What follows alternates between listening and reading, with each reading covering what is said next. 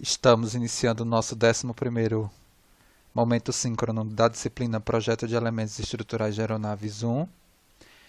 E o objetivo aqui deste momento síncrono é iniciar, né, um tópico novo, que vai ser, na verdade, as atividades relacionadas para a segunda etapa do nosso curso, né, que a gente já chegou na 6ª semana letiva do quadrimestre suplementar, estamos na metade já do quadrimestre. E a proposta é justamente trabalhar a análise simplificada, o tópico, né? Análise simplificada de painéis reforçados, tá? Então a gente vai aqui apresentar, na verdade já foi no material desta semana, já foi disponibilizado lá a teoria, né, sobre esse tipo de abordagem simplificada, né, dos painéis reforçados. A gente vai assumir, né, a gente diz que essa abordagem é simplificada por conta das hipóteses admitidas do comportamento, tanto da chapa, né, quanto do reforço associado à mesma, né, porque são painéis reforçados. O que é que a gente considera em termos gerais, né? Só para, antes do exercício, né, a gente fazer um resumo da teoria. Nesse tipo de abordagem simplificada, as chapas de revestimento, não é, elas vão ser capazes de resistir e transmitir esforços de tração e cisalhamento contidos no plano.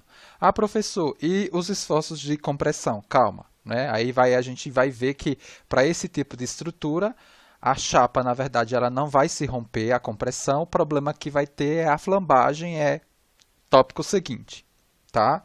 E as barras de reforço, elas vão, na verdade, trabalhar como barra sobre força normal, tá? E aí a gente já entende a lógica desse tipo de estrutura. E esse tipo de estrutura, por exemplo, ela pode constituir revestimento de fuselagem, né, vamos dizer assim, uma aproximação, até a própria nevura de asa, que vai ser uma abordagem também que a gente vai tratar especificamente, ou seja, a nevura como um painel reforçado, né, o próprio painel que caracteriza a alma de uma longarina, é tanto que na referência bibliográfica que a gente está utilizando aqui, ele trabalha, vamos dizer assim, mais ou menos o que a gente vai desenvolver aqui em cima de uma longarina de viga. Mas, na verdade, o que a gente vai estudar agora em termos de aplicação é justamente um painel que me caracteriza uma viga em flexão, né, para nortear aqui, vamos dizer assim, a distribuição de esforços numa estrutura que a gente já conhece, né, o que vai tracionar, o que vai comprimir, tá? E a lógica é justamente agora com o exercício a gente, deixa eu só compartilhar aqui, aplicar a teoria e de alguma forma fortalecer ou destacar elementos relacionados ao que a gente colocou lá na teoria. Deixa eu colocar aqui, ocultar, fortalecer elementos que a gente colocou lá na teoria, tá? Eu vou só compartilhar aqui a lousa. Deixa eu só... Perfeito. Alguém só confirma para mim se está todo mundo enxergando. Sim, dá para ver. Perfeito. Então, na verdade, o exemplo 14 do nosso curso é justamente um exemplo nesse tópico novo, né, análise simplificada de painel reforçado. O que eu tenho aqui é um painel, na verdade, que me caracteriza uma viga em flexão. Né, esse painel reforçado é constituído, né, de duas, como é a denominação disso daqui? Webs, né? Duas webs, né? Em inglês, né? Duas webs e um conjunto de 2, 3, 4, 5, 6 reforços, tá? Na verdade, a gente poderia considerar aqui, né? Um reforço, tá? Mais 3, 4, mais um inferior 5, tá? O que é que acontece aqui, né? Nesse sistema que, na verdade, trabalha como uma viga simplesmente apoiada, né? Ou seja, uma viga em flexão. A gente, intuitivamente, a gente sabe que essa viga em flexão, esse reforço daqui, ele vai trabalhar a tração. Possivelmente, quando a gente for determinar a força normal desse reforço aqui inferior, né, a gente vai obter uma força né, trativa associada a ela. Por quê? Porque esse painel aí, ele trabalha essencialmente como uma viga em flexão. E o reforço superior, ele vai trabalhar a compressão. Tá? Mas qual é a ideia? Né? Qual é a ideia qual é o conjunto de hipóteses? Né? É aquilo que a gente comentou. Né? Ou seja, essas webs aqui, elas vão somente resistir cisalhamento ou tração e os reforços obrigatoriamente vão resistir força normal. O que a gente considera obrigatoriamente é que cada uma dessas webs elas vão transmitir e resistir um dado fluxo de cisalhamento. Então, aqui, por exemplo, nessa web aqui, eu vou assumir, eu estou colocando aqui o ponto, tá, nessa web representada por esse quadrado, só para eu, na verdade, destacar, vamos dizer assim, um sentido do fluxo de cisalhamento, tá? Como vocês viam lá em mecânica dos sólidos mesmo, tá? Eu estou colocando ou seja, todos os pontos dessa web aqui, elas vão ter um fluxo de cisalhamento que eu estou chutando, né, ter esse sentido daqui, tá? E essa outra web, ela não pode ter a mesma intensidade de fluxo de cisalhamento. Cada web ela vai ter a sua intensidade e a gente vai ter que, por meio do equilíbrio, buscar o valor de cada uma dessas intensidades de fluxo de cisalhamento. E eu chuto também, vamos dizer assim, para os diversos pontos dessa web, um sentido do fluxo de cisalhamento. Tá? Olhando aqui, por exemplo, o lado direito do ponto. Aqui eu estou colocando, né, por exemplo, no lado direito do ponto, um fluxo de baixo para cima. E como, na verdade, a gente sabe que as tensões de cisalhamento elas têm a propriedade da reciprocidade, quando eu defino o cisalhamento nesse lado, eu defino no restante do ponto igualmente ao que acontece aqui. Tá? Então, eu sei que o que vai aqui aparecer é só cisalhamento. Nesse tipo de estrutura, que é o que a hipótese está sendo, né, colocada. Né? O que a gente determinou aqui para analisar esse tipo de estrutura, né, de forma simplificada. E as minhas barras, somente tensão normal. Seja ela trativa, seja ela compressiva. O que é que acontece? Olha só. Isso daqui é um cisalhamento puro, né? Se eu estou aqui num sistema, né? Eu estou aqui num sistema, deixa eu colocar aqui, eu estou no sistema aqui, ó, XY, tá? Nessa condição. Se eu pegar, por exemplo, e analisar esse estado tensional, que é um cisalhamento puro, a 45 graus nessa direção, né, em relação a x, o que é que vai aparecer aqui, nesses pontos da minha web? Hein, gente? Isso foi pergunta lá da minha avaliação diagnóstica. Né? Ou seja, um estado de cisalhamento puro no círculo de Moll é representado por isso, né, ó, por uma circunferência com centro na origem do meu sistema sigma tal. Originalmente ele está aqui, ó. Só que quando eu rotaciono 45 graus, olha o que aparece. Aparece uma tensão normal compressiva e uma tensão normal trativa. Ora, mas eu acabei de falar que nas minhas hipóteses aqui, esses painéis aqui, eles vão eficientemente resistir e transmitir o quê? Tração e cisalhamento. Então, nessa direção eu tenho tração. Mas nessa direção eu tenho o quê? Ó, compressão. Então, esses painéis, como são painéis esbeltos, possivelmente eu vou ter problema, né, de flambagem. Então, um modo de falha também que precisa ser analisado nesse tipo de estrutura é a flambagem. Isso a gente vai ver posteriormente. Não é objetivo aqui agora tratar desse assunto. Depois a gente vai ver aqui, vai formalizar a apresentação de modelo simplificado para análise de flambagem, né, nesse tipo de estrutura. Tá? Uma outra regra que a gente condiciona aqui para esse tipo de análise simplificada é o seguinte. Sempre que existir uma força concentrada, deve existir um reforço alinhado à mesma. Porque esse tipo de estrutura é estrutura, né, de superfície, né, delgada, fininha. Então, não dá para aplicar uma força concentrada diretamente nessa superfície. Obrigatoriamente, eu preciso, né, para esse tipo de análise, caso exista uma força concentrada, também deve existir um reforço alinhado ao mesmo. Tá? Então, por exemplo, aqui eu tenho as forças reativas aqui concentradas, eu obrigatoriamente preciso colocar um reforço aqui e preciso colocar um outro reforço aqui.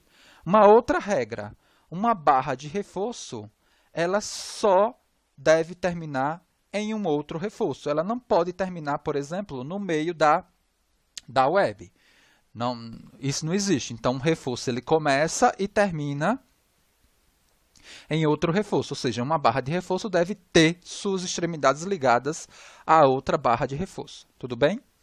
Mas eu acho que essas regras aí, elas estão de alguma forma lá na teoria, e se não tiver, está contemplado agora aqui nesse vídeo. Então, a gente começa a resolver esse problema justamente calculando, deixa eu ver o que eu chamei aqui, eu acho que eu chamei aqui de ponto 1 e aqui chamei de ponto 2. Para denominar aqui as reações que aparecem aqui, né? R1 e R2. Tá? Tudo na vertical. A reação R1 e R2. A reação horizontal ela é nula aqui, né? A reação horizontal ela é nula porque não tem nenhuma força horizontal aqui no meu painel reforçado. Tá? Então, por equilíbrio, eu vou fazer, né, somatório das forças vertical, né, igual a zero. Então, eu vou ter R1 mais R2 igual ao P aplicado, tá? Isso daqui, ó. E eu vou aplicar agora o somatório de momentos no ponto 1 igual a zero. Então, eu tenho aí, na verdade, R2 vezes 1, né? R2 vezes o braço de 1, menos P vezes 0,6, isso daqui igual a zero. E eu tenho R2 valendo 3P sobre 5, e, consequentemente, voltando nessa outra equação aqui, ó, eu tenho o R1 igual a 2P sobre 5. Então, com as cargas externas todas determinadas, o próximo passo agora, nesse tipo de problema, é determinar justamente os valores dos fluxos que atuam em cada uma dessas chapas aqui, ou webs, e os esforços normais distribuídos nessas 5 barras de reforço, tá? 2 horizontais e 3 verticais, perfeito? E como é que a gente vai fazer isso? A gente vai fazer isso utilizando o princípio da ação e reação, né? A terceira lei de Newton. Desenhando o diagrama de corpo livre, né? A gente vai, na verdade, aqui recuperar muito do que a gente aplicou lá em mecânica dos sólidos, tá? Então, isso daqui, por enquanto, é muito tranquilo. A gente resolve isso aqui tudo por equilíbrio. Então, o que eu vou fazer agora, por exemplo, é destacar essa barra central aqui vertical. Eu poderia ter chamado aqui, sei lá, A, B, C, D, E. Vamos colocar aqui. E aí a gente vai organizando aqui. Eu vou chamar essa barra horizontal de A, essa vertical de B, essa de C, essa de D e essa de E. O que eu estou fazendo aqui é destacando a barra C. Barra C no processo de diagrama de corpo livre. Olha só, eu tiro a barra C, o sistema inteiro está em equilíbrio, e para essa barra estar em equilíbrio, eu preciso colocar o efeito de cada web nela, claro, além da carga externa. Tudo bem? Eu tenho aqui essa barra C, uma altura de 0,4 metros, e eu preciso colocar o efeito dessa web na barra. Veja que essa web, eu vou desenhar ela aqui de essa web do lado direito de C. Ela está aqui, ó, tudo bem? Ela continua, né? Tá, tudo bem, eu só estou... E nessa web, né, dentro do chute que eu dei da distribuição de fluxo, o que é que eu tenho aqui? Eu tenho um fluxo, né, Q2 com esse sentido. Tá? Então, para eu atender o princípio da ação e reação, o que é que essa chapa faz na barra? Ela faz um fluxo de baixo para cima no valor de Q2.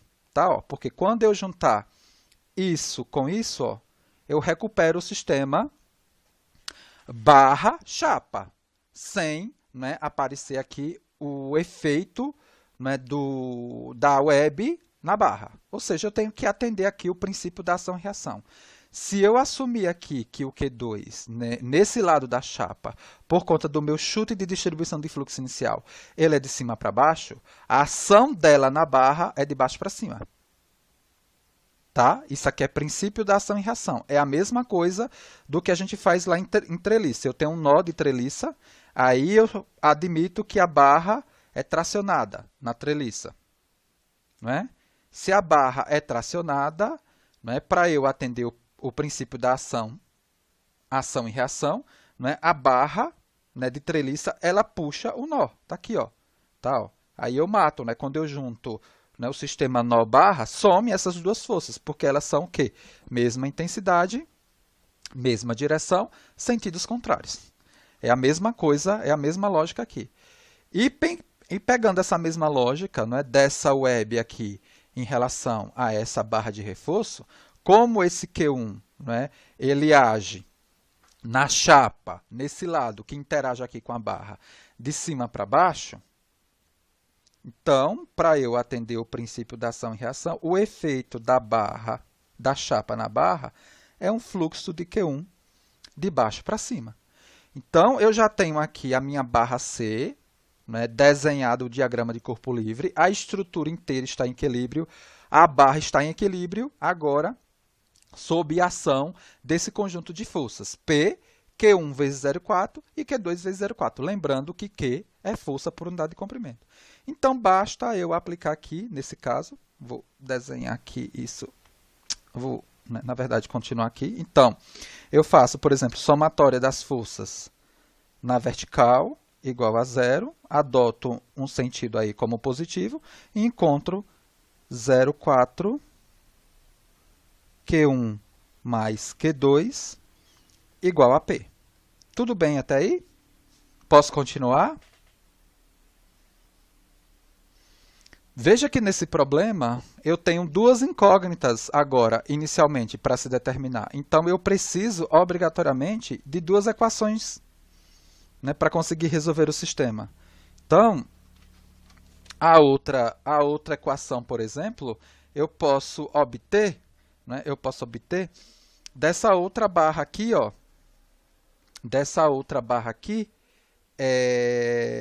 deixa eu pegar, né, porque eu estou falando, não estou mostrando. Dessa outra barra aqui, ó, que eu denominei a de B, tá? Eu posso, né, retirar a mesma e desenhar o diagrama de corpo livre dela. Então, vamos lá. Deixa eu ver se consigo fazer uma coisa aqui.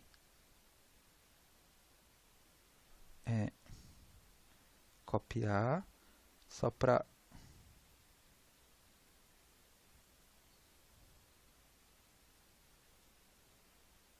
Deixa eu ver se... onde...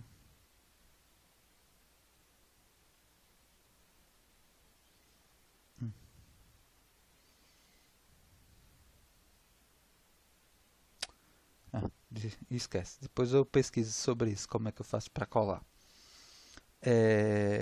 Eu vou agora destacar a barra B, e vou desenhar um diagrama de corpo livre dela. Então, na barra B, ela está aqui, tá? Eu tenho, de baixo para cima, a reação R1, que vale 2P sobre 5. E eu tenho, na verdade, vou colocar aqui, tá? A chapa, a web, onde está o Q1, e o meu Q1 nesse lado direito, aqui, nesse lado esquerdo da chapa, né, ele tem esse sentido daqui, ó, ele tem esse sentido daqui. Então, o efeito dela né, o efeito da chapa da web 1 na barra é uma força, né, de cima para baixo para eu, na verdade, respeitar o princípio da ação e reação. Então, eu tenho aqui valendo 0,4 metro. E eu consigo, por equilíbrio agora, ó, somatório das forças na vertical igual a zero, eu consigo determinar, né, 0,4 vezes Q1, que é uma força, igual a R1, que vale 2P sobre 5. Aqui eu consigo determinar que Q1 vale P, e voltando lá na outra expressão, qual é a outra expressão? É Q1 mais Q2 é igual a P sobre 0,4. Então, ó, substituindo essa expressão aqui, eu tenho que Q2 vale 3P sobre 2. Então, até essa etapa aqui do nosso desenvolvimento, a gente conseguiu determinar o valor de Q1 e Q2. Só que essa estrutura daqui é uma estrutura de chapa reforçada, por barras. E para eu, na verdade, quantificar margem de segurança em termos dos fenômenos aqui que podem inviabilizar esse meu sistema, eu tenho que quantificar o estado tensional tanto na chapa quanto nas barras. E o que a gente vai começar a fazer é justamente o desenho, né, o desenho do diagrama de força normal em cada uma dessas barras. Tudo bem? Ah, professor, eu poderia ter utilizado essa outra barra daqui para calcular, por exemplo, o valor desse fluxo? Pode. Você vai ver que vai dar o mesmo resultado de Q2 que a gente obteve por essa estratégia. Não tem problema nenhum, tá? Você pode isolar a barra D aqui, que por equilíbrio também você vai encontrar um Q2, por exemplo, de 3P sobre 2, tá? A gente vai ter aqui 3P sobre 5, não é? E uma força de cima para baixo, distribuída, né? E aí, por equilíbrio, a gente consegue chegar a 3P sobre 2. Uma outra observação. Ah, professor, e se a gente chegou aqui, por exemplo, em valores negativos de Q1 e Q2? Isso significa que o que você assumiu inicialmente aqui, para essas direções aqui, para esses sentidos aqui dos fluxos Q1 e Q2, eles são os sentidos contrários, tudo bem? Então, não tem problema nenhum. Então, o próximo passo agora é, na verdade, definir o diagrama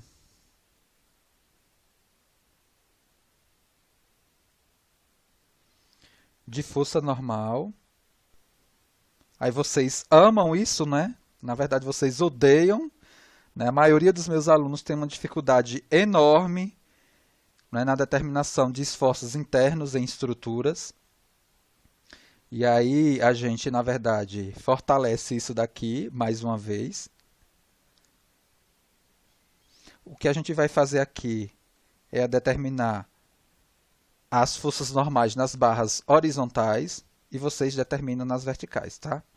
Então, por exemplo, eu vou pegar a barra que eu denominei de A, que é a barra horizontal superior. Deixa eu colocar ela. Vou colocar aqui a barra A.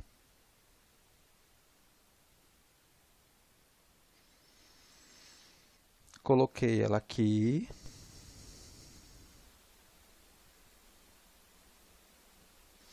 Vou colocar, olha só, a dimensão, né, da barra. Ela tem daqui até aqui 0,6 metro e daqui até aqui 0,4 metro. E eu sei que em 0, né, nessa região aqui, ó, eu atuo com Q1, só que veja, Q1, ou seja, a parte superior da web, ela tem um Q1 que é da direita para a esquerda, ou seja, o efeito que ela faz na barra, não é, é da esquerda para a direita. Então, eu vou ter um Q1, eu vou ter aqui, ó, um Q1 distribuído aqui. E vamos ver o Q2 lá em cima. O Q2, na verdade, é da esquerda para a direita, então o efeito dela na barra é da direita para a esquerda. Tá? Então, eu vou ter um Q2 aqui, ó, um Q2 aqui, da direita para a esquerda. Eu tenho o valor de Q1 e Q2, que eu acabei de determinar. E aí fica fácil agora eu determinar o diagrama de força normal dessa barra. Bom, como eu tenho aqui uma variação de força normal à barra, a partir de um dado ponto, veja, se eu colocar, por exemplo, um sistema de coordenada aqui, local, na barra, denominado aqui de x, eu vou trabalhar muito com esse sistema de coordenada aqui local, tá? Sempre. Eu sei que de 0 a 0,6 eu vou ter uma única função que me representa a força normal nesse trecho, só que de 0,6 a 1 eu vou ter uma outra função. Então, na verdade, eu vou precisar obrigatoriamente aqui, para esse problema, de duas seções de cortes, né? Porque a gente determina os esforços normais pelo método das seções, né? Cortando, eu tenho uma seção S1 e S2, com um dado x local aí, variando dentro de um dado intervalo. Eu posso vir, né, com um x sempre fixo, ou eu posso mudar, né, esse x local aqui para facilitar as minhas contas, tá? Que é isso que a gente vai fazer. Então, para esse primeiro trecho aqui, né, de 0 a 0,6, eu vou estabelecer esse x aqui, né, à esquerda da barra, vou passar um corte e pegar justamente a seção à esquerda da barra para caracterizar aí a função força normal nessa região. Então, é o que eu estou falando, tá? Aqui, ó, peguei a minha barra, passei uma seção S1 nela, vinculei um sistema de coordenada local aqui, x, né? Ele vem até aqui, né? E ele, na verdade, varia para essa situação de 0 a 0,6. O que eu tenho à esquerda, né? O que eu tenho à esquerda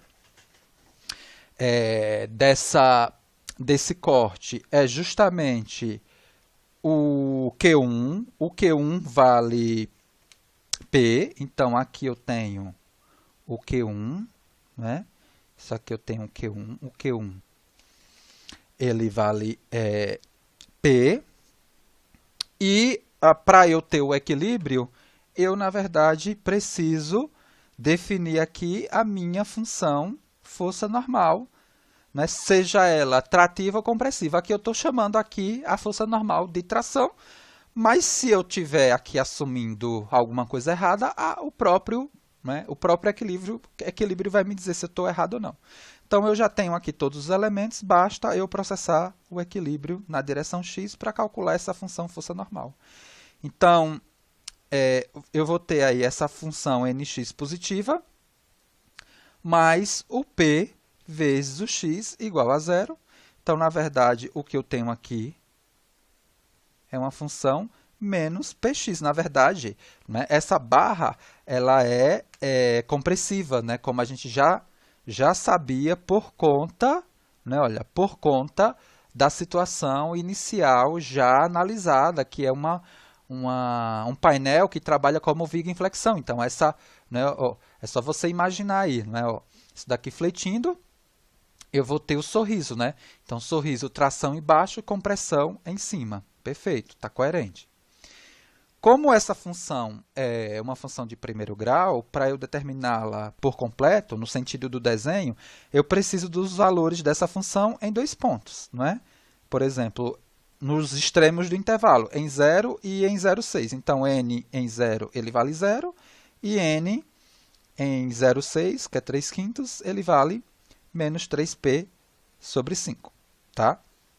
Então, já a gente continua, né, na verdade, já a gente desenha a distribuição de força normal inteira nessa barra. Vamos para o outro trecho, né? Para o trecho que vai, né, desse ponto para esse ponto. Tudo bem? Perfeito. Então, olha só. Para essa outra seção, eu peguei ela do lado direito, né? Ou seja, eu cortei ela aqui e ao invés de trabalhar com o lado esquerdo, né, eu trabalho com o lado direito e posso fazer o meu problema com o sistema de coordenada local aqui, né, à direita, com o x variando de 0 a 0,4, ou eu posso, por exemplo, vir com o meu sistema de coordenada fixo e fazer o dimensionamento, tá? No sentido que me dê aí uma coerência em termos do dimensionamento e da referência que foi estabelecida. Por exemplo, nessa passagem aqui, eu não utilizei um sistema de coordenada local vinculado do lado direito, eu vim com o sistema, na verdade, o que foi que eu fiz? Eu apliquei a seção S2, peguei o que tinha do lado direito da seção,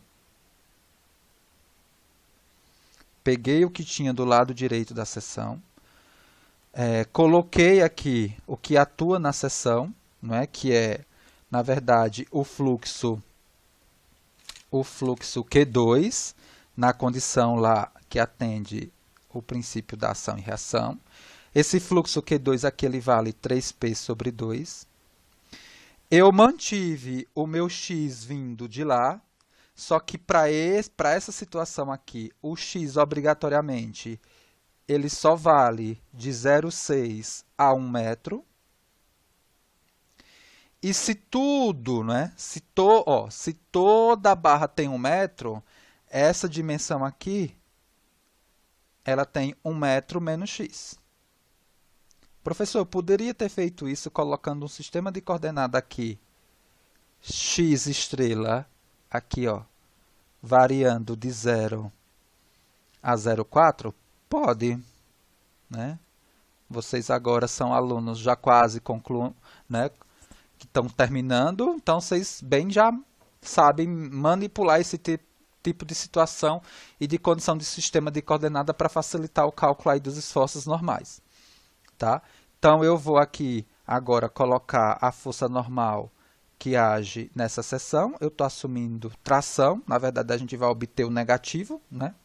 Que a gente já conhece que ela é compressão. Eu poderia já assumir ela direto de compressão, mas o que comumente a gente faz lá em mecânica dos sólidos é assumir sempre a convenção positiva e o sinal me confirma, né? Se sim ou não. Então, agora eu processo, né, o equilíbrio somatório das forças na direção x igual a 0. Então, eu vou ter aqui menos a função força normal nx, menos 3p sobre 2, vezes 1 menos x, isso daqui igual a 0. Então, eu vou ter uma força normal aqui, ó, valendo menos 3p sobre 2, 1 menos x. Como é uma função também do primeiro grau, basta eu calcular dois valores, né, dessa função. Cuidado, tá? Respeitando o intervalo. Né? O intervalo que vale essa função é de 0,6 a 1. Então, por exemplo, se eu pego n, né, em 3/5, eu obrigatoriamente tenho que obter, né, o menos 3p sobre 5. Claro, porque isso vocês já aprenderam em mecânica dos sólidos, a função é contínua, eu não posso ter ali, né, uma descontinuidade no valor da função obtida pela expressão da seção S1 e pela expressão da seção S2. Ele sai desse mesmo ponto quando a gente estiver calculando essa outra função, força normal aqui, que vale para esse trecho daqui. Tá? É uma condição que me mostra se a expressão está coerente ou não, né? A expressão para o cálculo da força normal. E, finalmente, né, o N1, ou seja, a força normal nesse trecho, no ponto 1, a gente já sabe que ela vai zerar. Então, o que a gente tem aqui, ó, de desenho da força normal para essa barra que eu chamei de A, né, aqui valendo 0,6, ela sai de 0, né? Ela sai de 0, varia linearmente até 3p sobre 5, depois sai de 3p sobre 5, varia linearmente e vai para zero. Isso tudo aqui o quê? Compressão, que a gente já sabia. Olha só, antes que eu me esqueça, que é uma que eu acabei de lembrar, né, que é uma coisa super interessante, quem trabalha com software de elementos finitos, eu quero sentir, né? O professor está falando desses modelos simplificados, e a gente acabou aqui de fazer uma estimativa, né, já de fluxo que age, né, sobre essas estruturas delgadas reforçadas, a estimativa de força normal. Você pode pegar esse problema e fazer uma simulação dele utilizando software de elementos finitos, né? Utilizando aqui, por exemplo, um material de módulo de elasticidade, uma análise isostática normal, tá? Uma análise com isotropia, linear, tudo normal. Vou procurar um material, vou caracterizar, né, modo de elasticidade, coeficiente de Poisson, né, vou dar um valor para a carga P, aí, por exemplo, eu posso dar o valor unitário, né, só para conseguir comparar com essas coisas que eu estou, né, desenvolvendo aqui na mão no modelo simplificado. E ver quanto é que você tem de distribuição, né, de força normal nas barras e de cisalhamento aí nas minhas webs. Tá? Você pode fazer isso, né, por elementos finitos para comparar bonitinho aí as coisas, tá? E conseguir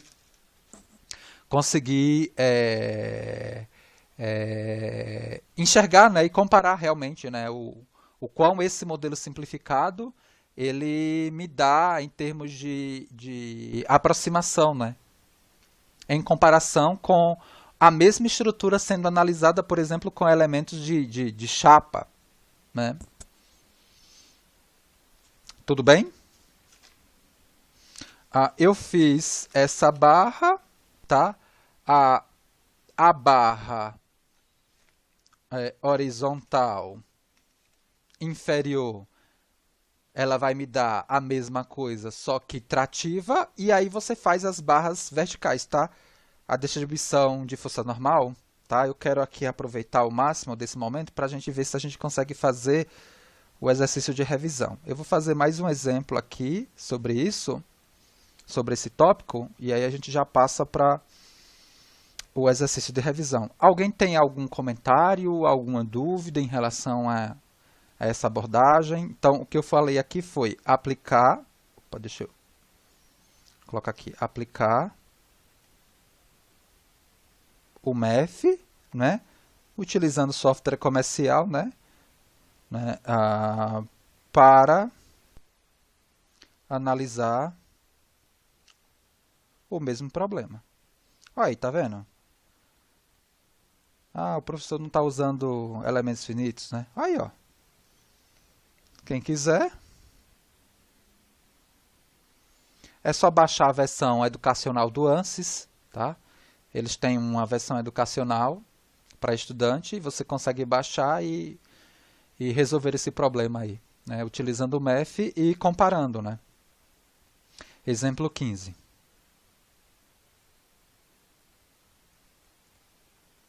Exemplo 15.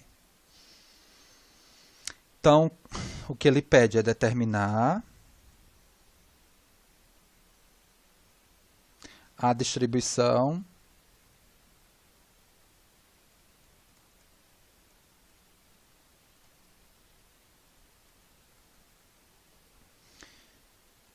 de esforços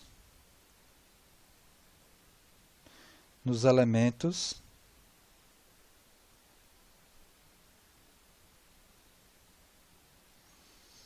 da estrutura apresentada.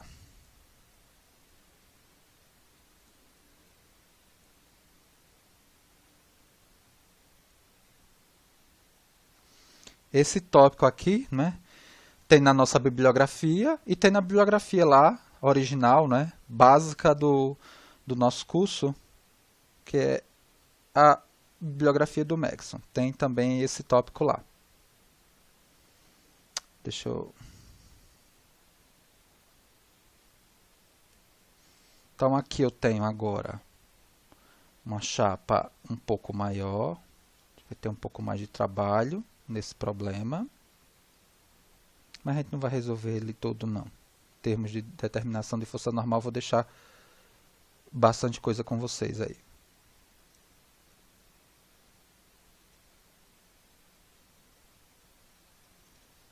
Eu vou ter aqui essa web.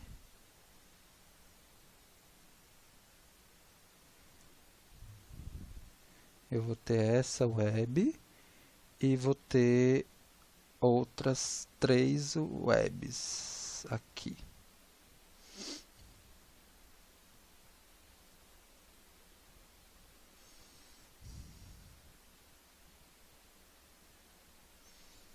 Então, eu vou ter essa outra aqui, depois eu passo a borrachinha. Eu vou ter um reforçozinho aqui, outro reforçozinho aqui. Deixa eu ver se eu pego a borrachinha.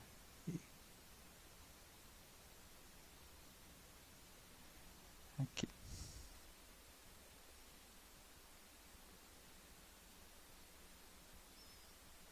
Colocar as dimensões agora, tá? Colocar as dimensões e as cargas. Então, as cargas.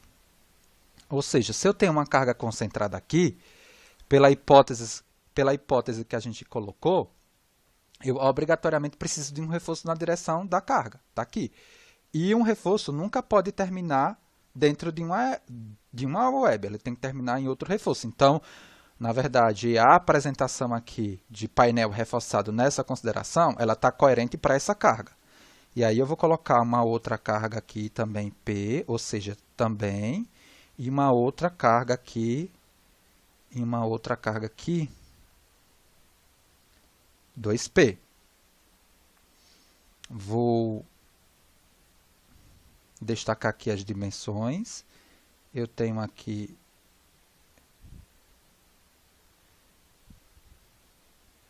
0,6 metro, 0,4 metro. E aqui eu vou ter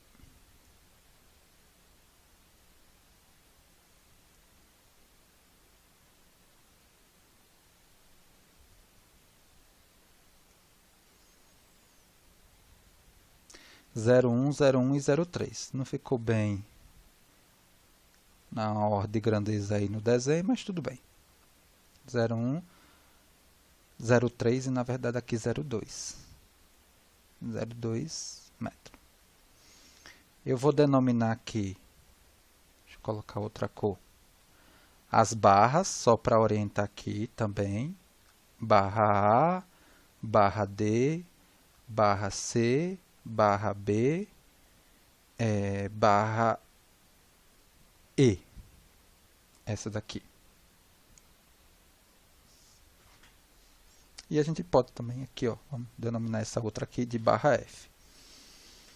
E aí a gente começa a resolver o problema. Olha, diferentemente do problema anterior, né, a gente não consegue, por exemplo, calcular por equilíbrio as forças normais que agem, né, as forças normais não, as reações de apoio aqui nesse ponto e nesse ponto, né, porque eu vou ter aqui tanto reação vertical, horizontal e horizontal e a tendência de giro aqui nesse engaste que eu não consigo capturar aqui por equilíbrio, né? Porque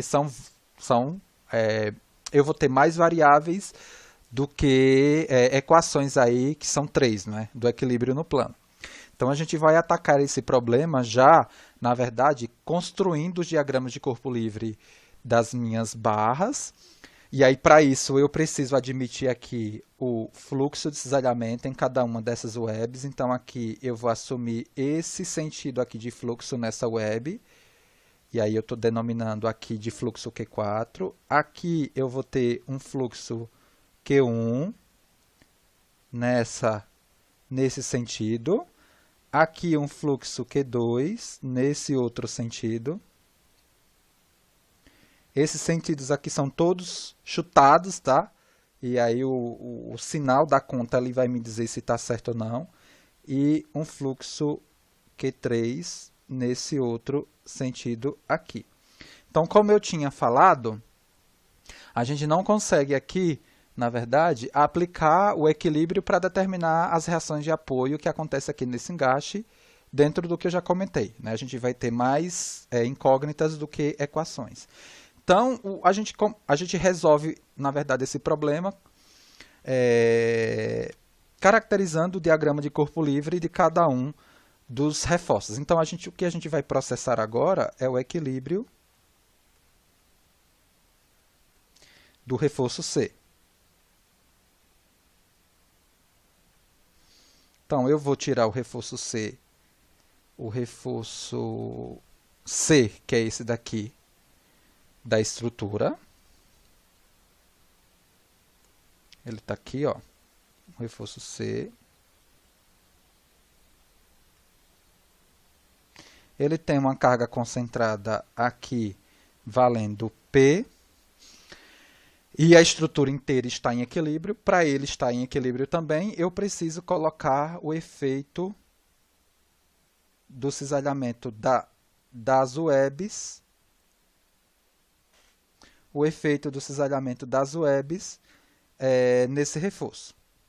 Então, eu vou ter aqui, nesse reforço C, a web aqui, definida pelo Q2, nessa parte superior, tendo um fluxo da esquerda para a direita. Então, a ação dessa web na barra é um fluxo da direita para a esquerda. Então, eu vou ter esse valor aqui de fluxo, né? Ó.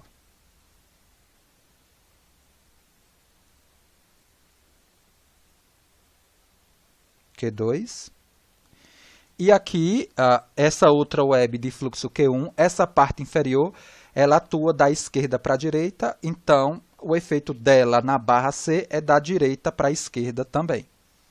Então, eu tenho aqui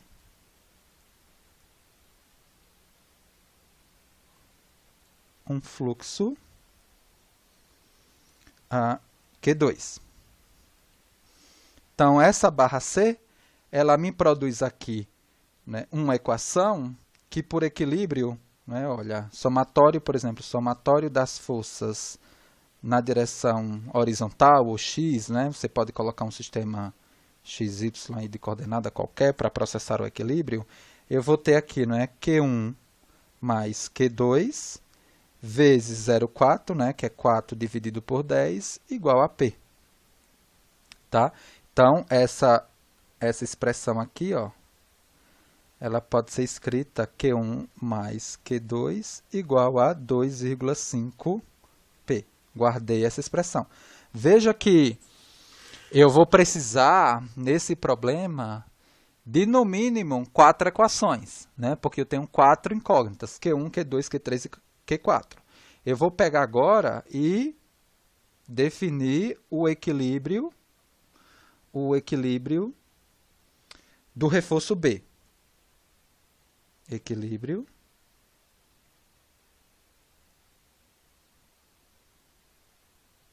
do reforço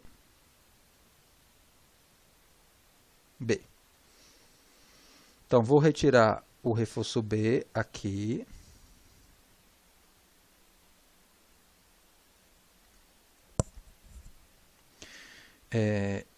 Ele está aqui. Ele tem uma carga também concentrada aplicada nele, valendo P. Ele vale também 0,4 pontos metro, né? Então, eu tenho aqui 0,4 metro. E eu tenho a ação, né? Eu tenho a ação, ó, no reforço B, desse fluxo Q2 e desse fluxo Q3. Aqui o fluxo Q2 é a parte inferior do fluxo que interage com a barra. Então, aqui embaixo eu tenho da direita para a esquerda. Então, ele vai estar da esquerda para a direita, tá? E o Q3 é a parte superior do fluxo que interage com o reforço B, que ele está da esquerda para a direita, então ele vai interagir com a barra da direita para a esquerda. Então, só para fazer sentido aqui com o que a gente vai desenhar, né?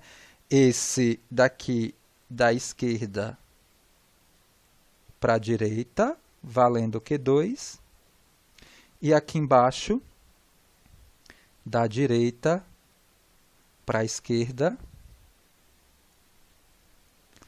valendo Q3. Então, processando o equilíbrio aí, ó,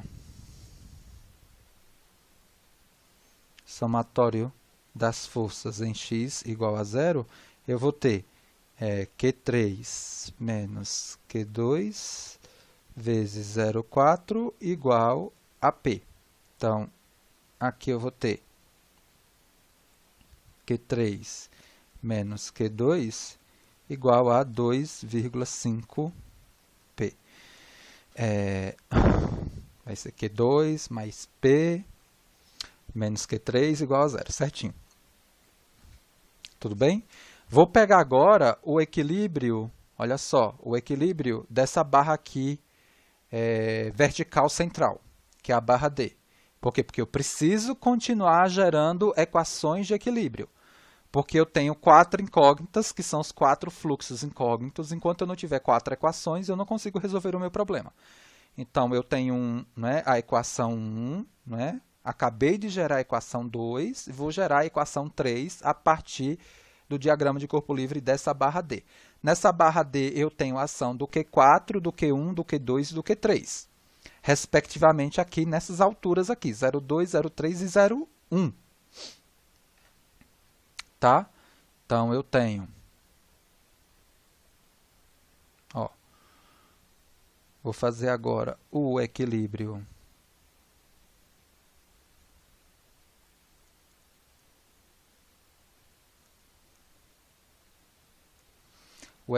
da barra D.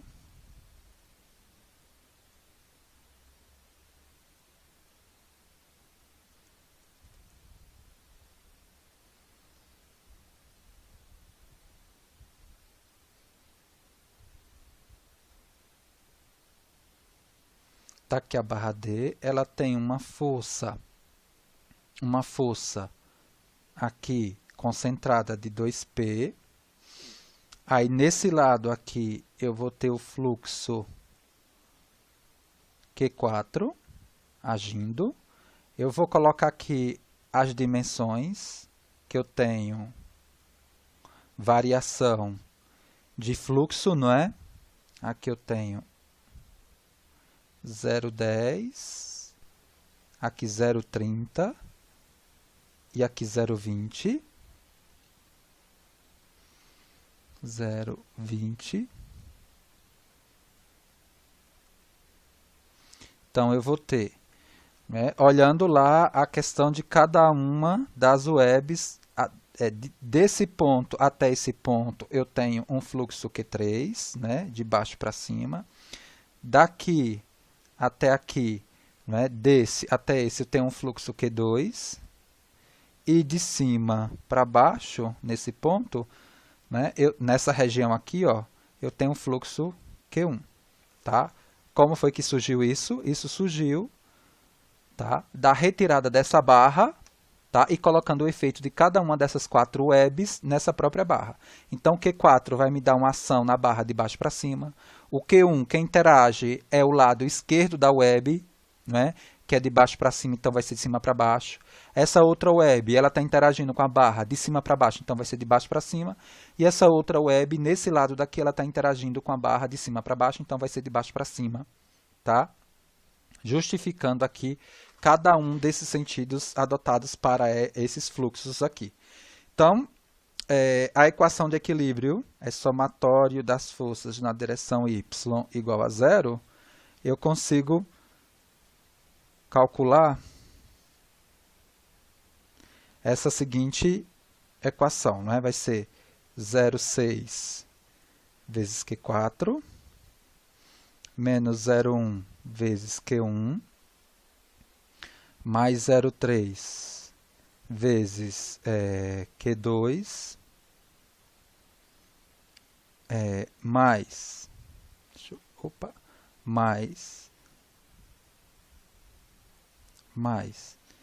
0,2 vezes Q3, isso daqui igual a 2P. Tá? Então, essa seria a terceira equação. A quarta equação, a gente consegue né, processando o equilíbrio da barra F. Veja, o equilíbrio da barra F ela vai ser muito similar ao equilíbrio da barra D, mas sem a força de 2P, tá? Então, mas vamos lá, vamos colocar bonitinho para ficar organizado.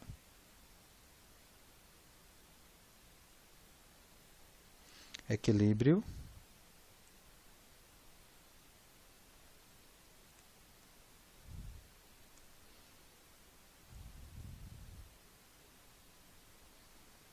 da barra F. Então, na barra F, o que é que eu vou ter? Vou ter ela, né, a barra, e a ação, né, dos elementos agindo nela. Na verdade, além da inexistência da força, né, eu não tenho a ação do fluxo 4 nela, né? Então, eu vou ter a ação do fluxo Q1, Q2 e Q3, respectivamente. Só que o que eu olho agora é a ação da web na parte direita do fluxo, né? Então, aqui, de cima para baixo, então aqui vai ser de baixo para cima, nessa região do 0, 1. Deixa eu colocar aqui as regiões, né? As regiões, eu tenho aqui 0, 1, 0, 1, 0, 3 e 0, 2. Então, aqui eu vou ter um fluxo que vai ser, não é, de baixo para cima, valendo Q1. Aqui, de cima para baixo, até esse pontozinho daqui, Q2. E aqui também, de cima para baixo, valendo Q3. Essa expressão aqui, essa situação aqui, me gera essa outra equação aqui, ó. Menos 0, 1, Q1, mais 0, 3, Q2, mais 0,2 Q3 igual a 0. Dessa expressão aqui, ó, dessa expressão, eu consigo, né, ó, eu consigo jogá-la na de cima e determinar o valor de Q4, né? Então, Q4 aqui, ó, ele vale 10P sobre 3. E com Q4 determinado, eu volto nas outras expressões e determino, respectivamente, Q1 no valor de 70P sobre 24, Q2 no valor de menos 10P sobre 24 e Q3 no valor de 50P sobre 24. Veja, o que a gente tinha assumido de sentido para Q2 é o contrário, tá? É isso que esse sinal aqui está me mostrando. Ou eu vou lá na figura, mudo e troco isso daqui para positivo, ou eu deixo ele lá naquele sentido e utilizo o sinal de menos aqui nas contas que a gente vai começar a fazer. Então, nesse problema daqui, eu vou também só resolver a distribuição de forças normais nas barras horizontais. E as demais você calcula, tá? Por quê? Por que eu vou fazer isso? No sentido de, com essa situação, também determinar as reações de apoio, que a gente vai ver aqui, ó. Então, diagrama de força normal. Então, a gente vai pegar aqui a barra A.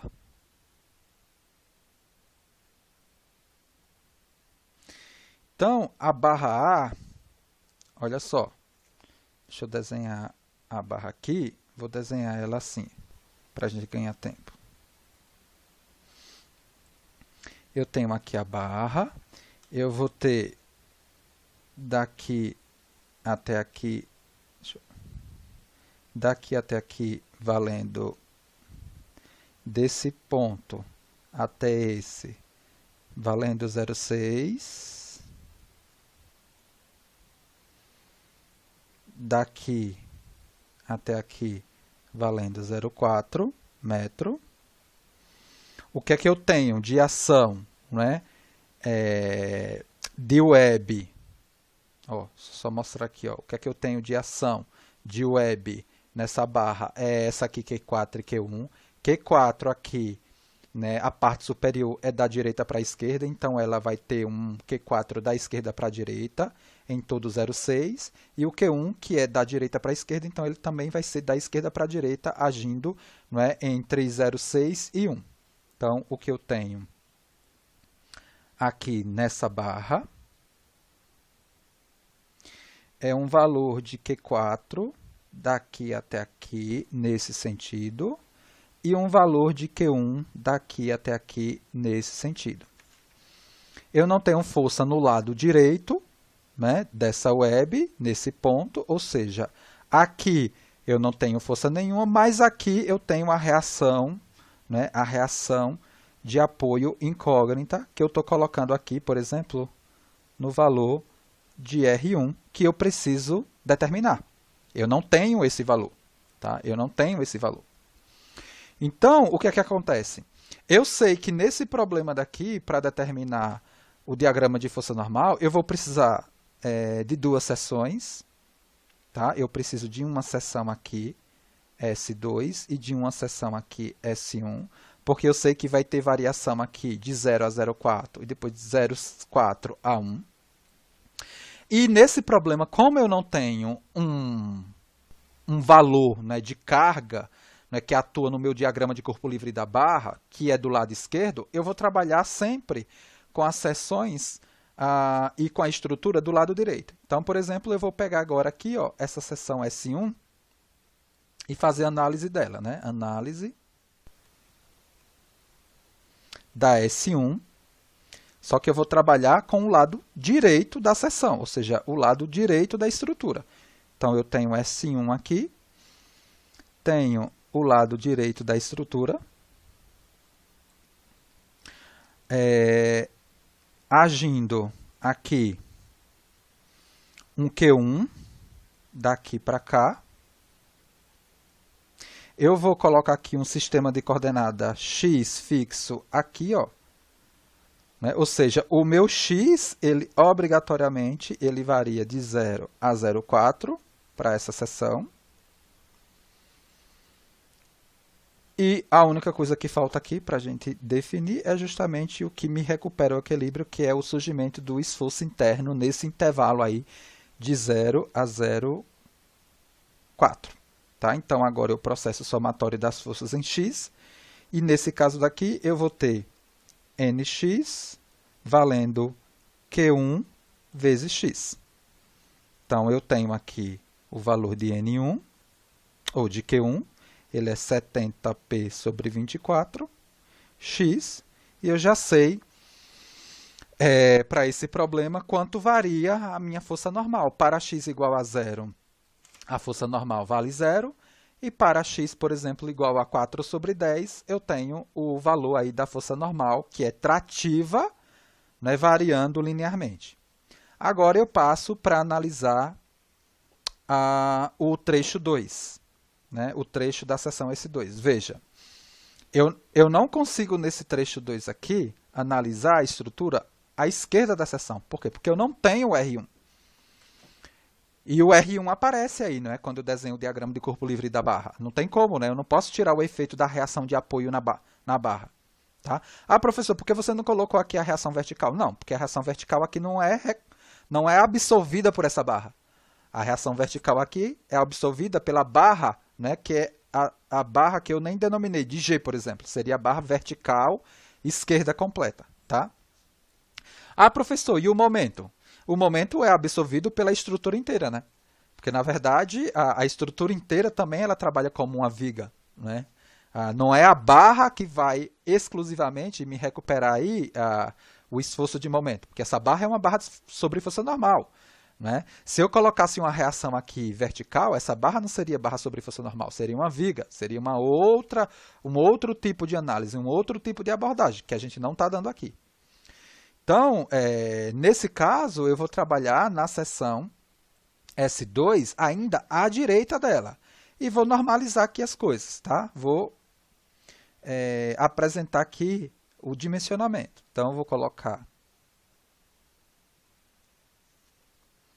aqui a minha seção S2. Vou colocar aqui a minha estrutura à direita dessa seção. Vou dimensionalizar agora, né? Eu tenho daqui até esse ponto 0,4 metro, onde atua o Q1.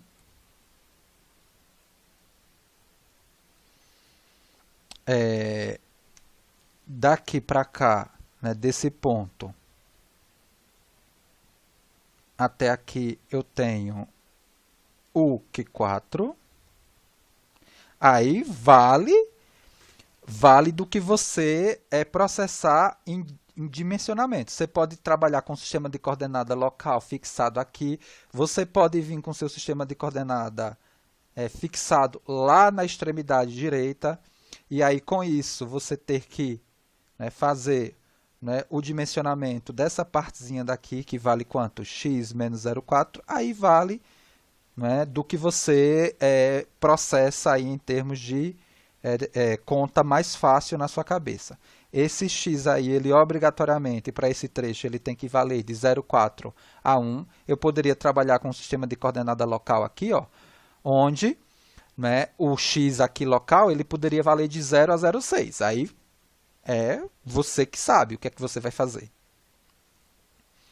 E aqui eu tenho a minha força normal, que eu estou colocando aqui. Então, eu consigo agora processar o equilíbrio já dessa situação, somatório das forças em x na direção horizontal, 0, somatório das forças em x, 0. Então, eu tenho menos a força normal, mais o Q4, x menos 0,4, mais o Q1 vezes 0,4, isso daqui igual a 0. E aí, com essa expressão, eu consigo calcular o valor da minha força normal nesse trecho, que é 10P sobre 3, x menos 0,4, mais 70P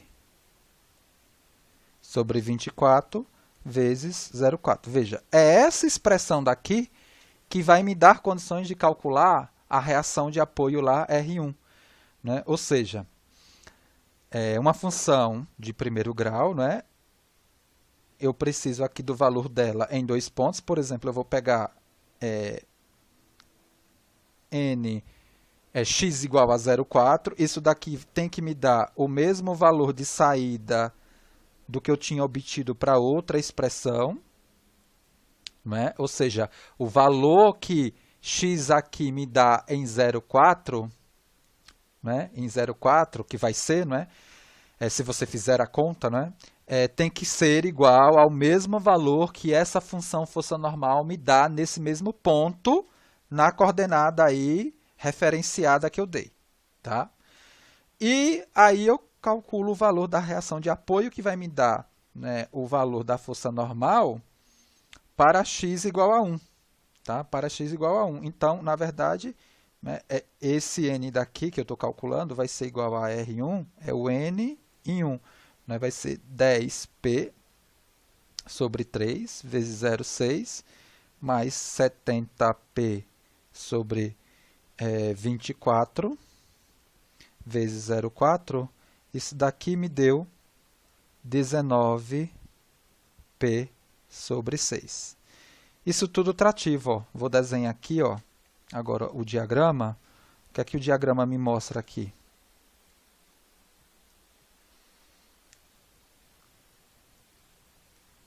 Aqui. 0,4, 0,6.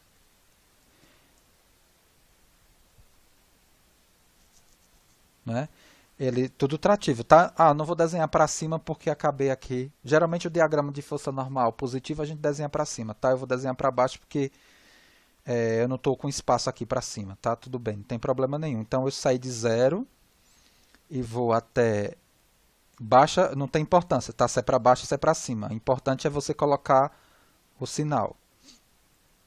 Ele sai daqui de 0 e vai até aqui de 7P sobre 6, trativo. E sai de 7P sobre 6 e vai até 19 19P sobre 6. Ah, tá, tudo bem. Vamos lá, para não ficar uma coisa muito chata. Eu estou calculando essas coisas, mas o que é que eu faço com esses valores? Por exemplo, se eu quisesse fazer uma análise de margem de segurança, nessa barra aqui, se o material é dúctil, né, vamos dizer assim, né, o que é que você se preocuparia em analisar, por exemplo, essa barra A? Alguém consegue me responder em termos de margem de segurança? Você está lá numa equipe de desenvolvimento e você precisa saber se essa barra, né, ela vai passar ou não no processo de certificação via cálculo de margem de segurança. Com esse valor aí de força normal e com esse sinal, o que é que você calcularia, por exemplo, para um material aí, por exemplo, considerado como dúctil? Ou frágil, vai.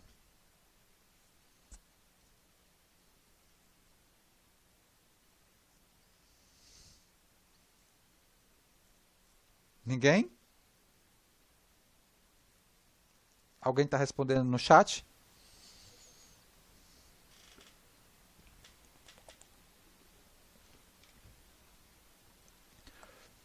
Rafael, Débora.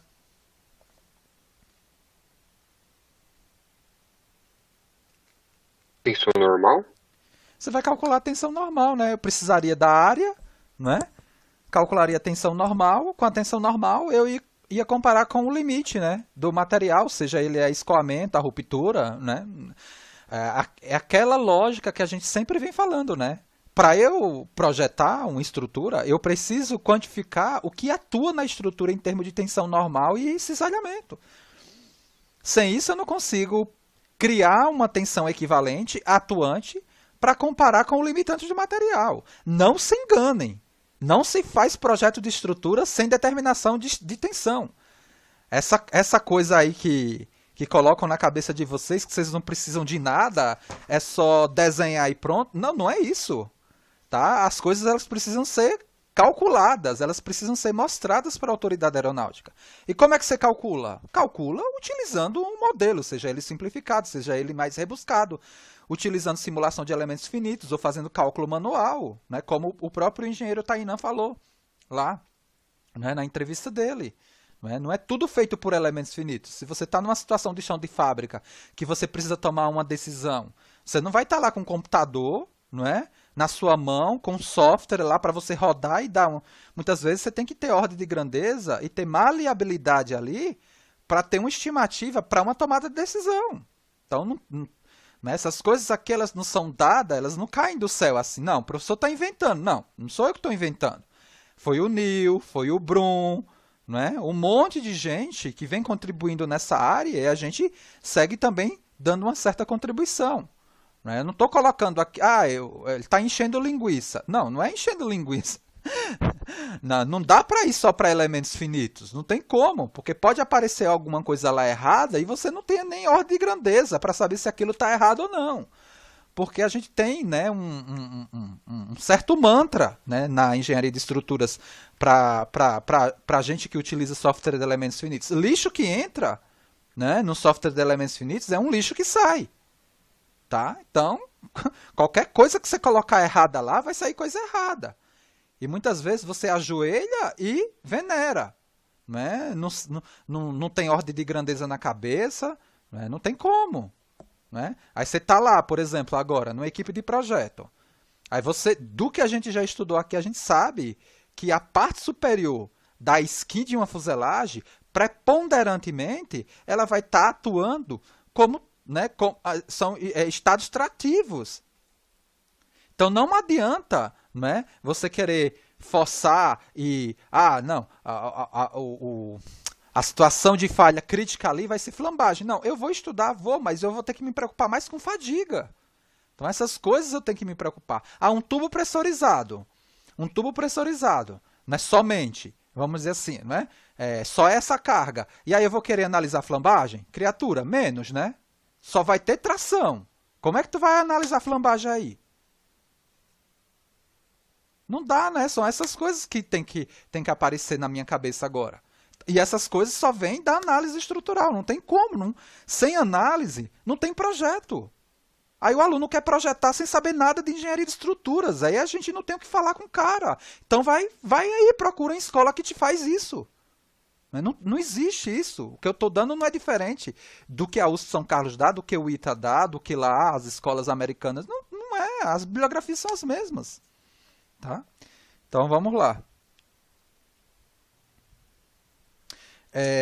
Vamos para uma barra inferior.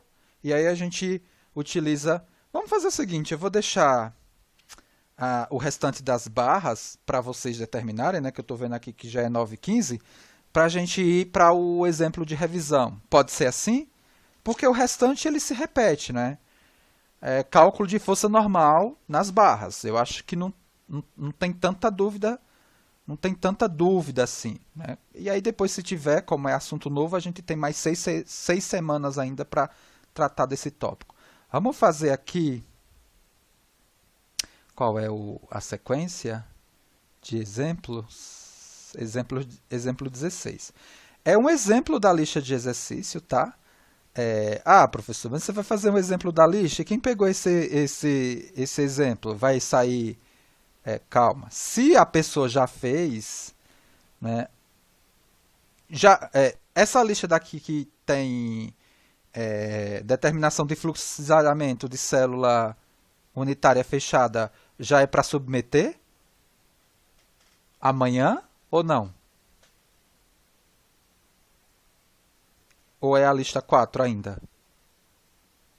Estamos na lista 5. Essa você vai entregar hoje, inclusive. Exceção o quê? É aberta ou é aberta e fechada misturada? Eu não estou lembrado. Tem esse... tipo assim, é um exercício. Hã? Sim. Tem Tem, exercício tipo assim. tem esse exercício? Então é o seguinte, a gente vai resolver esse exercício aqui, não é? E o que acontece? Eu vou resolver com uma metodologia, e aí o grupo, se quiser me entregar com essa mesma metodologia, entrega, mas seria interessante você resolver por outra metodologia. Que outra metodologia? A metodologia que a gente aplicou no problema do momento síncrono passado. Lembra do momento síncrono passado, que foi, né, uma seção de asa variável, que a gente analisou uma seção caixão unicelular, e que a gente fez a determinação da distribuição de fluxo de cisalhamento, fazendo o equilíbrio de momento, que até eu comentei lá no grupo, que cuidado, porque o que a gente já tinha feito já me dava o fluxo já obtido por flexão e torção. O que a gente vai fazer aqui é uma situação diferente daquela. E aí vocês podem, né, quem for fazer essa questão, podem reproduzir essa questão com a situação que a gente fez no vídeo passado, que é o equilíbrio de momento para gerar a equação adicional para se resolver. E comparar os fluxos, né? Os fluxos vão me dar os mesmos. Só que aqui a gente vai resolver de uma outra forma, né? Utilizando, na verdade, a condição de giro nulo, porque a gente não sabe onde está o centro de cisalhamento. Naquela situação anterior, a gente já sabia onde estava o centro de cisalhamento, não é? Então, e lá a gente, como já sabia o centro de cisalhamento, não fazia sentido lá aplicar, né, a condição de giro nulo. A gente aplicou uma condição, né, de equilíbrio de momento entre o momento dos fluxos e o momento da torção gerada, né, pela força vertical, porque naquele caso a força vertical não passa pelo centro de cisalhamento. É isso que a gente precisa analisar também nesse problema. O que é que acontece nesse problema? Nesse problema, eu tenho uma força aqui, cortante, agindo na seção, nesse boom aqui 3, né? Ou seja, nesse plano aqui que passa pelos booms 3 e 6. Tá? E aí eu não sei se o centro de cisalhamento, por exemplo, está justamente nesse ponto aqui. Se tiver, o fluxo que aparece aqui só é um fluxo que vem, né, da flexão. Mas se esse ponto aqui, né, em relação, por exemplo, a essa referência que ele me pede, que é o centro de cisalhamento, estiver fora desse plano aqui 3, 6, além da flexão, ou seja, além do fluxo na flexão, eu vou ter um fluxo aí também à torção. Tá? Então, a gente vai ter que fazer a sobreposição dessas duas quantidades de fluxos para se obter o fluxo final. Então, como a gente já sabe aqui, né, as estratégias para se resolver esse problema, eu preciso obrigatoriamente, né, ou seja, né, a apresentação que a gente deu desse conteúdo obrigatoriamente fazia, né, como situação de partida uma seção com um plano de simetria, que é justamente esse plano daqui. O centro de cisalhamento está sobre esse plano. Agora, em que ponto eu não sei. Eu estou pedindo para você calcular o ponto, né, do centro de cisalhamento na referência, né, desse ponto aqui obrigatoriamente, né, para todo mundo encontrar o mesmo valor, né? Porque eu poderia, sei lá, poderia dar, né? Para um grupo vai ser esse ponto de referência, para o outro grupo vai ser esse, para outro grupo um ponto aqui em cima de referência, não sei, né? Eu estou dando aqui essa mesma referência. E do que a gente já viu, eu preciso definir um fluxo de referência de tal forma que eu não destrua aí a minha simetria do problema. Aqui o fluxo de referência que eu estou dando é dessa parede aqui, 1,8. Então, aqui eu vou chamar o fluxo Q0. E nas outras paredes, eu vou denominar as outras paredes de fluxos incógnitos, tá? Obedecendo, claro, aí a questão da simetria do problema. Então, aqui eu vou ter o Q1. E a gente já sabe, né? Porque é um valor diferente de fluxo em relação à minha referência. Aqui a gente também já sabe o porquê que isso daqui é um fluxo diferente, Q2. Aqui um fluxo Q3. Aqui um fluxo Q4. E aí vai, né? A simetria, né?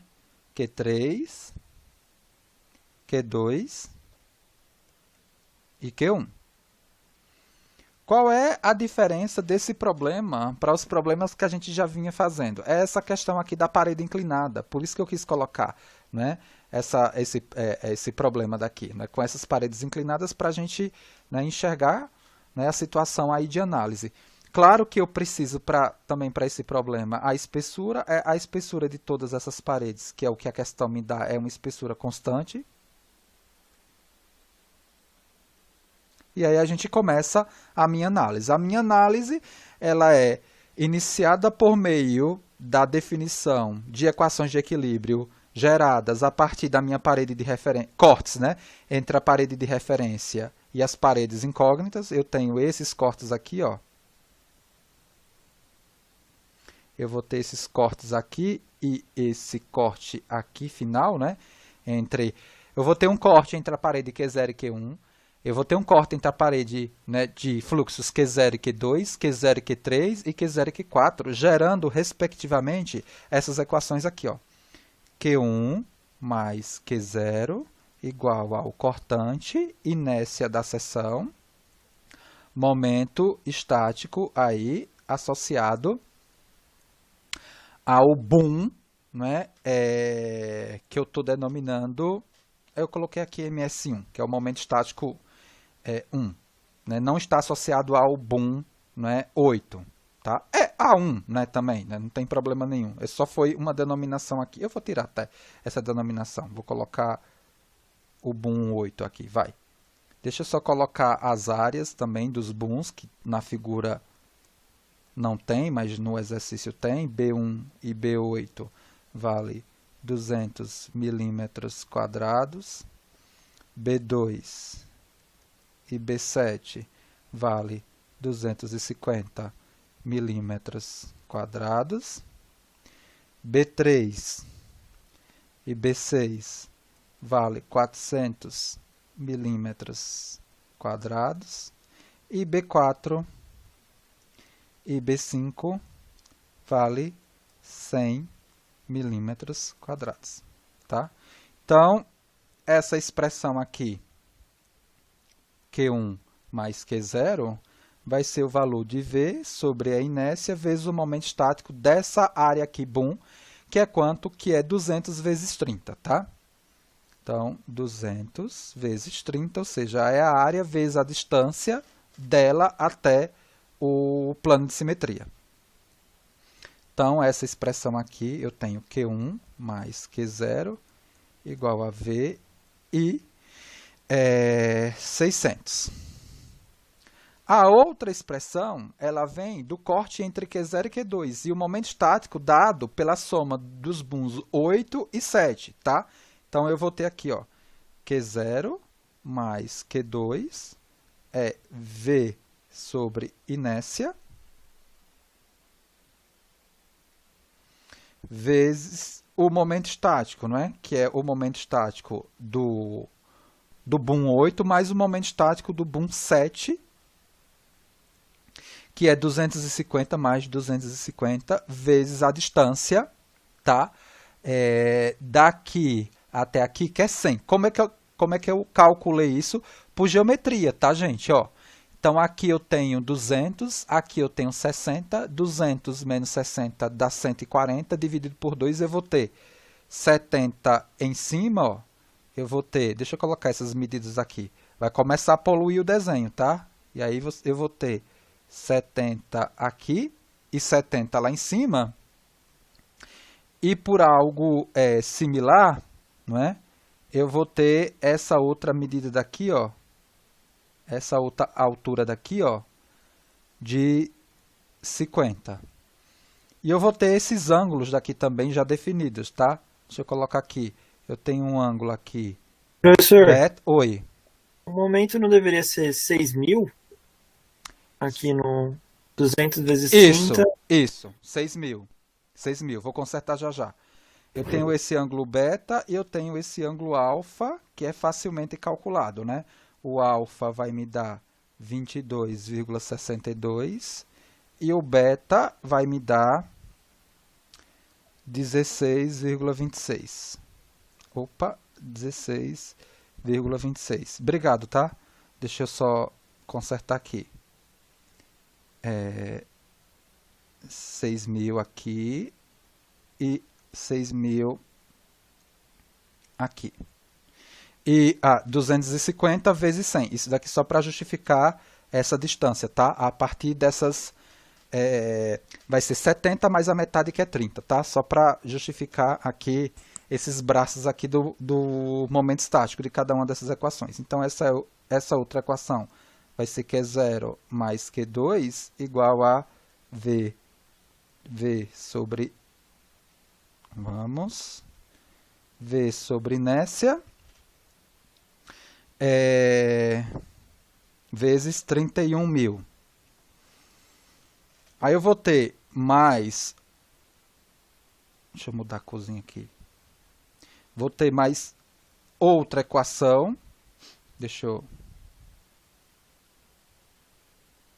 inserir de novo a figura.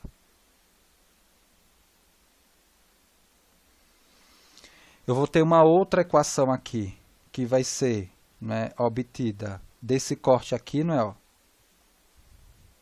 desse corte aqui entre Q0 e essa outra parede aqui que tem um fluxo incógnito de 3.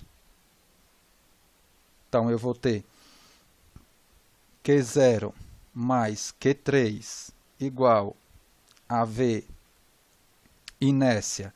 Aí eu tenho o momento estático anterior, que é 31.000, mais o momento estático desse boom aqui, que é o boom 6, que é 400 vezes 100. Isso daqui vai me dar Q0 mais Q3 igual a V sobre I vezes 71.000. E, finalmente, uma última expressão gerada, né, pelo equilíbrio o equilíbrio de forças a partir do corte entre a parede de referência aqui, Q0, e essa outra parede de referência aqui com fluxo incógnito, essa aqui, Q4, tá? Então, eu vou ter Q0 mais Q4 é igual a V inércia 71.100, que é o momento estático anterior, mais o momento estático desse boom aí, que é 100 vezes 50. Eu vou ter aqui Q0 mais Q4 valendo V inércia sobre vezes 76.000. Eu posso calcular, né, na verdade, o valor da inércia, fazendo o transporte, né? Ou seja, a inércia aqui ela vai ser 2 vezes 200 vezes 30 ao quadrado, mais 2 vezes 250 vezes 100 ao quadrado, mais 2 vezes 400 vezes 100 ao quadrado, mais 2 vezes 100 vezes 50 ao quadrado. Isso daqui vai me dar um valor de inércia de 13,86 vezes 10 a 6 milímetros a quarta. Como a gente já sabe, o equilíbrio ele não é suficiente para resolver esse problema. Por quê? Porque eu tenho 1, 2, 3, 4, 5 incógnitas e 4 equações. Eu preciso de mais uma equação para resolver esse problema. E a equação que a gente está aqui... Por quê? Porque o objetivo inicial desse problema é determinar o centro de cisalhamento. Eu não preciso, por enquanto, me preocupar com esse valor de 10. Por quê? Porque o centro de cisalhamento é uma característica geométrica. É claro que para esse problema eu tenho um valor de 10 real. Isso depois a gente vai utilizar para calcular o fluxo distribuído aqui nessas paredes. Mas no caso aqui, inicial, eu não preciso me preocupar com esse valor de 10. Por isso que eu não estou nem carregando ele aqui. Tá? Por quê? Porque a gente já viu que ele, né, ele some no processo do cálculo lá do centro de cisalhamento. Uma outra observação que eu vou fazer agora é justamente em relação a essas forças aqui, ó, né, a essas forças que vão agir do fluxo vezes o comprimento da parede. Né? Eu vou ter um resultado de uma força. Onde é que elas vão agir? Elas vão agir aqui, ó, no centro de cada um, né, desses elementos. E aí eu vou pegar essa força, por exemplo, que é a Q1, e vou, ó, né, eu chamei aqui, né, que o Q1 está aqui, eu vou ter essa força Q1 agindo aqui, né, a força F1, né, na verdade, que é Q1 vezes esse comprimento de 7 para 8, que eu vou pegar quem? 240 ao quadrado mais 70 ao quadrado raiz, e eu vou colocar ela aqui no centro, e ela vai me dar o quê? Uma força na horizontal e uma força na vertical.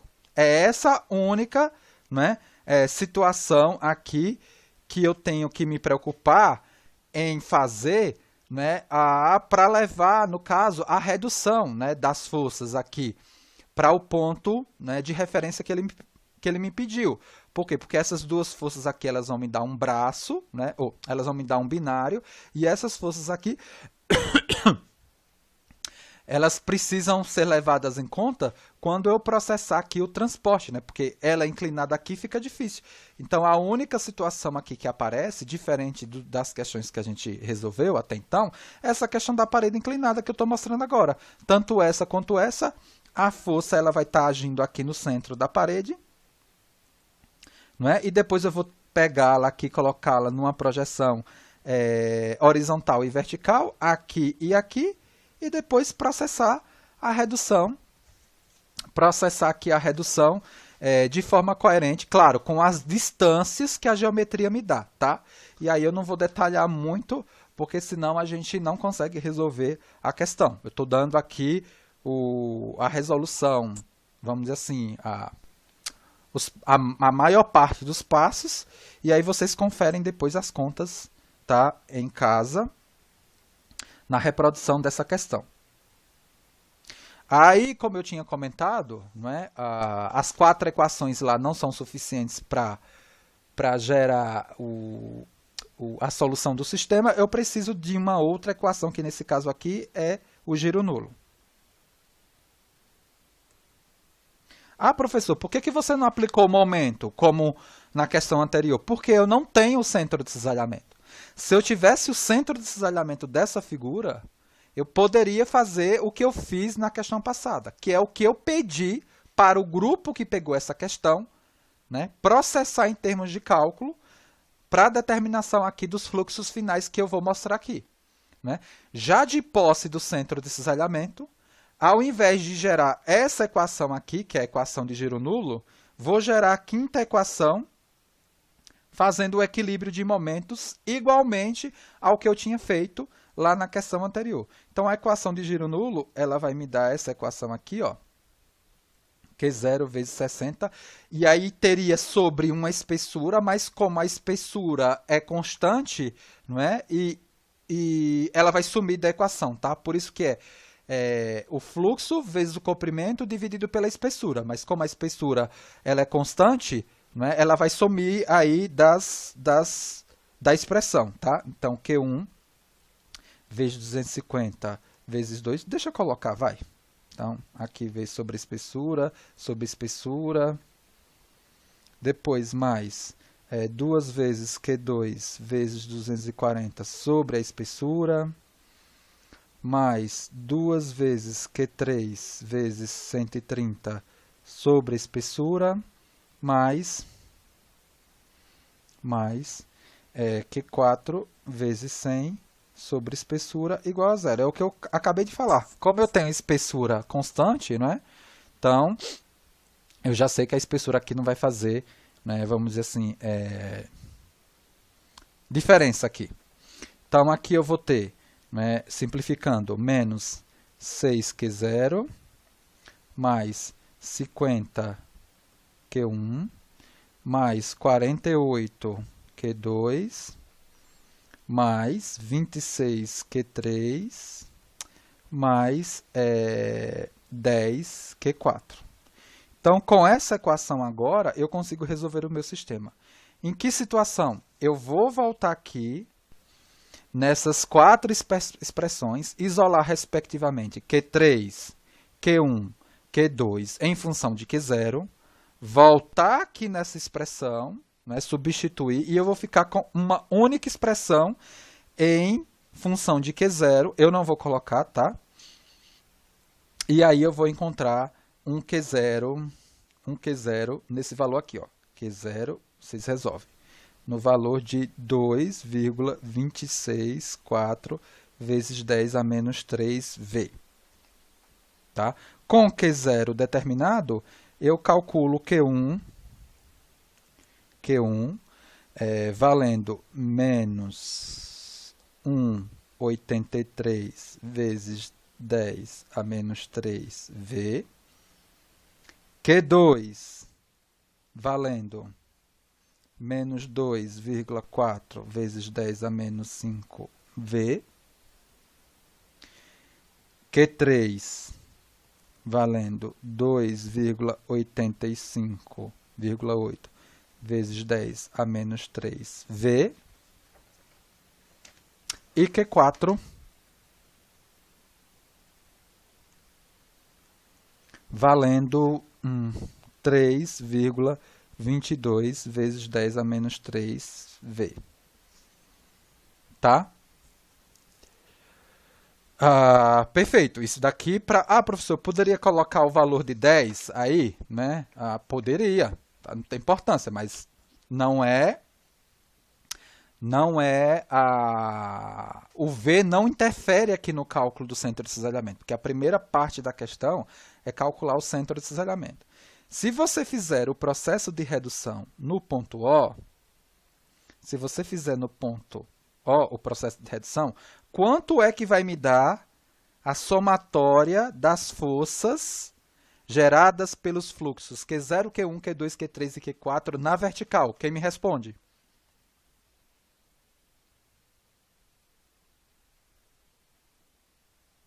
Se você somar... 10. Vai te dar 10. Vai te dar 10. Com certeza. Com certeza. Quem não está enxergando isso, está atrasado aí nos estudos. A soma das forças resultantes dos fluxos na vertical me dá V. Pode fazer. E aí, qual é o próximo passo? O próximo passo é fazer aí a redução.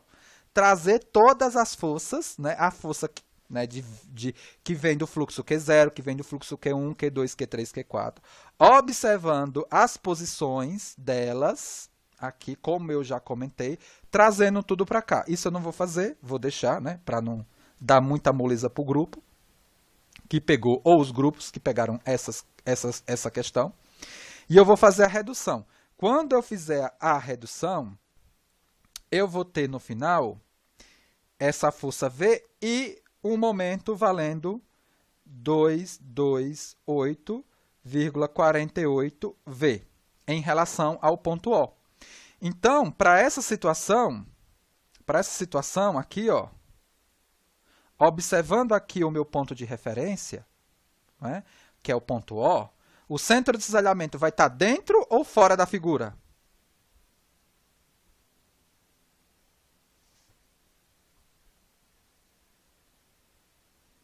Vai estar à direita de O. Vai estar à direita de O, isso mesmo. Vai estar à direita de O no plano de simetria, dentro da figura. Né? Obrigatoriamente, porque qual é a próxima passagem?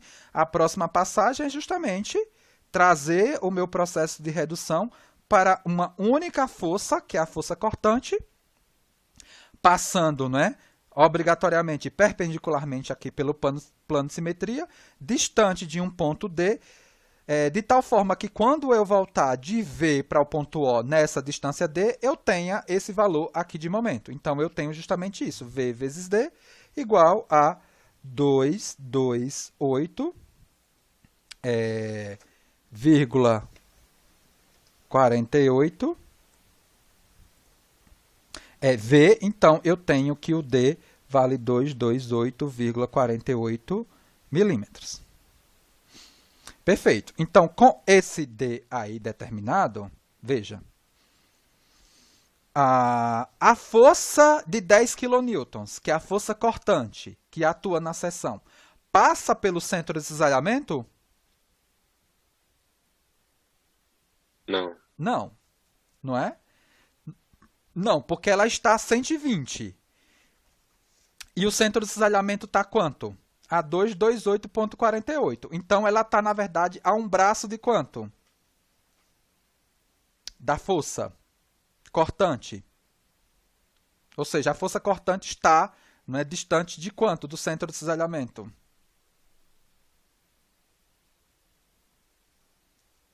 De 108,48, não é? De 108,48. Então, obrigatoriamente, para eu quantificar... Veja, esses fluxos aqui que a gente obteve aqui com esses valores, está vendo? Ó, que foi...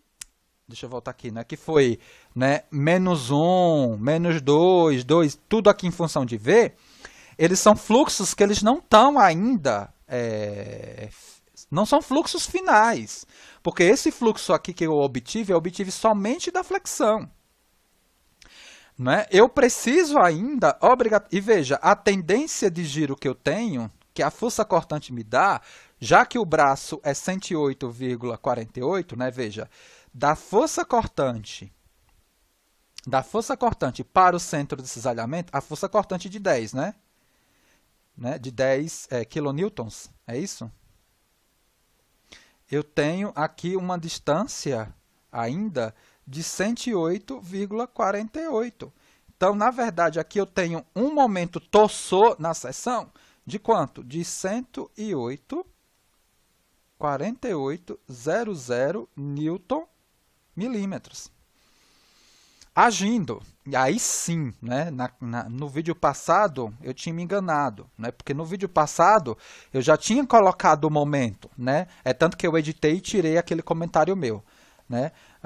No vídeo passado, como eu já tinha colocado o momento de torção gerando uma equação para processar o cálculo dos fluxos, o fluxo final que saía ali já era o fluxo, né, já com torção e flexão. Nesse caso aqui não, porque a equação extra ela foi gerada pelo giro nulo. Não é? Então aqui eu vou precisar daquela expressão, né, que é o fluxo gerado, não é, numa seção fechada delgada, de parede delgada, não é? Ela é um fluxo constante e ele vai ser dado pela razão entre a torção atuante na seção sobre 2 vezes a área setorial. A área setorial é a área da linha do esqueleto da estrutura fechada, né? Da célula fechada. Né? Ou seja, é a área da seção transversal da figura. Tá? Então, a área da seção transversal da figura é fácil de se determinar E aí com o momento que foi, o momento tossou, né? Deixa eu só colocar aqui, o momento tossou, ele vale 108, 48, 48, 00. Isso daqui dividido por 2 vezes a área. E aí eu não calculei. Você calcula. Isso daqui vai me dar 5,58 newton por milímetro. Tá? E aí sim, não é? Olha, e aí sim, o que é que acontece? Se você pegar agora os 10 kN, substituir aqui, né, você vai obter esses fluxos aqui para o valor agora, né, definido. Né? Então, eu tenho Q0 valendo 22,64 newton por milímetro. Q1 menos 18,31 newton por milímetro. Q2 no valor de menos 0,24 newton por milímetro. E Q3 eu tenho 28,58 newton por milímetro.